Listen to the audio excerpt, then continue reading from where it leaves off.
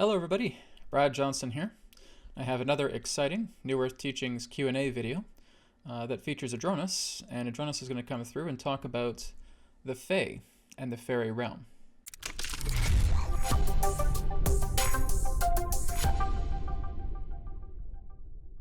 A reminder that if you have a question for a YouTube video here on New Earth Teachings, just go to newearthteachings.com on the homepage and you'll see the link that will take you to the form where you can ask a question, and your question could be on an upcoming episode of New Earth Teachings Q&A. So I will go ahead and bring Adronis in now, and we'll get started.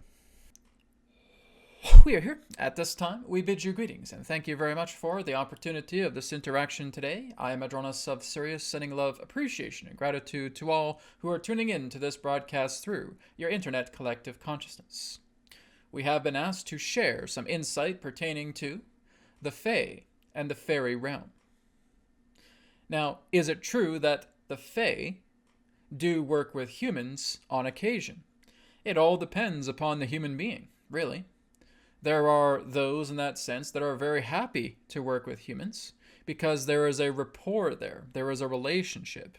Now, again, it's not that every single human being on your planet can connect to the Fae, because some humans upon your planet don't even believe that they exist. And as far as the Fae are concerned, there are some who are happy to work together with human beings, again, through the nature of rapport, and there are those in that sense who are not interested in working with you at all. So again, you're looking into the idea of personal uniqueness here. You're looking into the nature of relationship, of rapport altogether. So if you decide to connect with the Fae, if it's something that you have an interest with, then what you can do is you can turn your own space into a fairy realm itself. Now let's say, for example, that you are very prolific with the idea of gardening. Well, you may want to create a small garden just for the Fae. And therefore you may put moss around it. You may again grow vegetables. You may have small bits of fruit as well too. You may again have certain forms of ornaments that may attract the Fae as well. But you're also meditating nearby that garden. And you are inviting, through the power of your own thought, of your own intent, of your own will, for the Fae to come here and take care of this garden, as that is your gift to them. Therefore, you will notice that throughout the days and weeks that pass, that garden has indeed been visited. You will notice that the plants that you are growing inside the garden, the vegetables, the herbs, etc., may actually have a greater state of fertility than your own standard garden. You may also notice that certain objects may have been moved about, and you swore that nobody else has come upon your property and has tampered with anything upon that garden. Well, this again is the Fae. You see, the Fae themselves don't just work together with the idea of the physical garden. They work with the life force energy of what you are cultivating. So if you are cultivating vegetables, if you are cultivating fruits, herbs, spices, etc., they will absorb the life energy of that. They will also contribute life energy out of those particular forms of items that you are growing.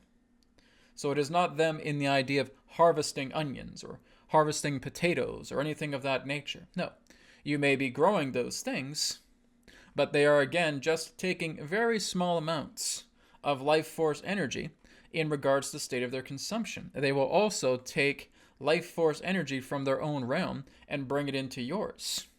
You will actually discover that your entire garden that you have set aside for the Fae would actually become enchanted.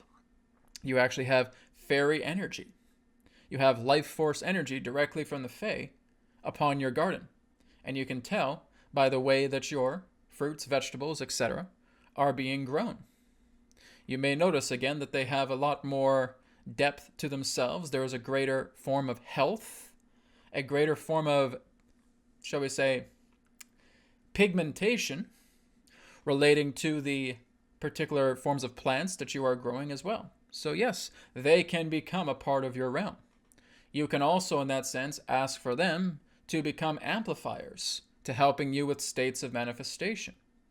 As you meditate upon your garden, and you are therefore tuning into the life force energy of the Fae, you can communicate with them directly.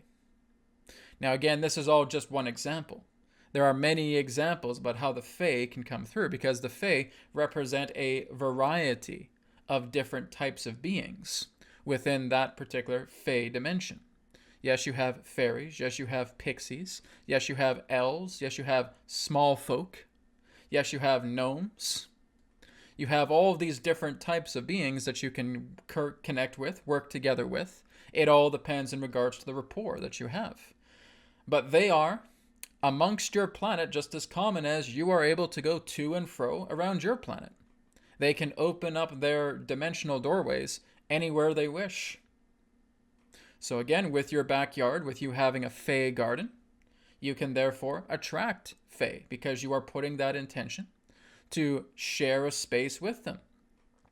And as long as you are able to work with them in a state of relationship, they are more than willing to therefore reciprocate that, because they are going to invite you into their world in some shape, way, or form.